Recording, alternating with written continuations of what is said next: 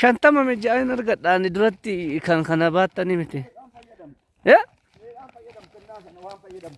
Maaloo? Omaan fayyadamu ji'umaan amma kana naan ergan. Maa qoostu sin? Jireenyi qoosaa taate bakka? Ayi gabaroota ko. Siraataan hojjetaan jirtan sin qayyaruufan. Galtu warra keessanitti. Attam.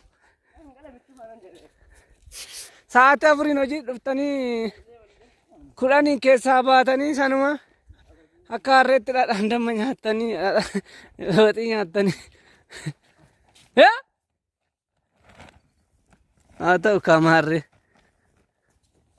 tokkoon kee waagaa kee argatta.